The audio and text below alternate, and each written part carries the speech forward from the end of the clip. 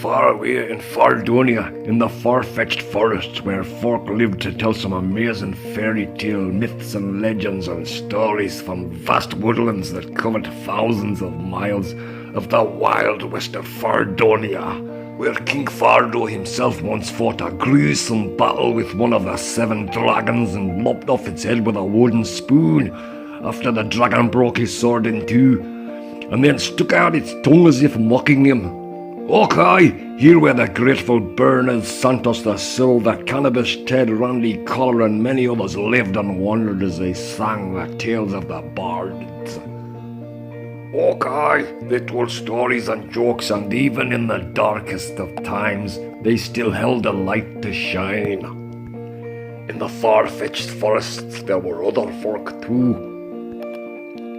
and strange wild beasts and other animals that wandered the forest.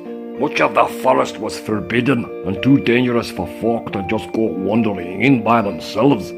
Also in the far-fetched forests there were caves underground, where at one time the great dragon lived himself.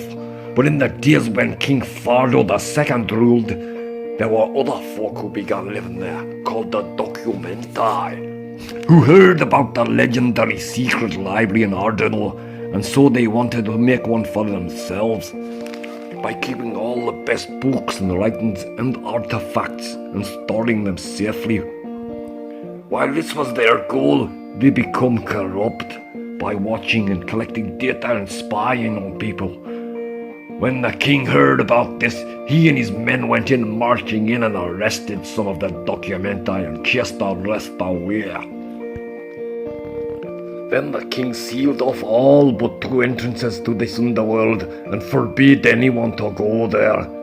The fairies of the far-fetched forest were so soft, so small, so gentle and so subtle that most folk barely even noticed them, and so not much was written about them. Other than they worked in magic and music, but also knew the secrets of silence.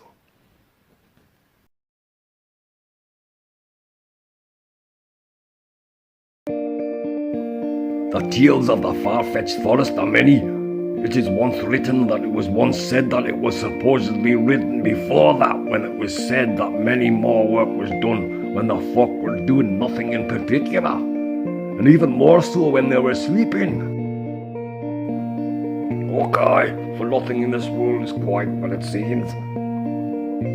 And the dreams of sleep were where a lot of the real stuff happened. But elsewhere in the far-fetched forests of Ardunno, there were so many stories and legends that no one could possibly write them all down. However, it is said that Airy Balls MacDougall buried the valuable treasure that he salvaged from a sunken pirate ship famously known as the Bog's Dullocks, that sank during the boring Battle of Biscuits.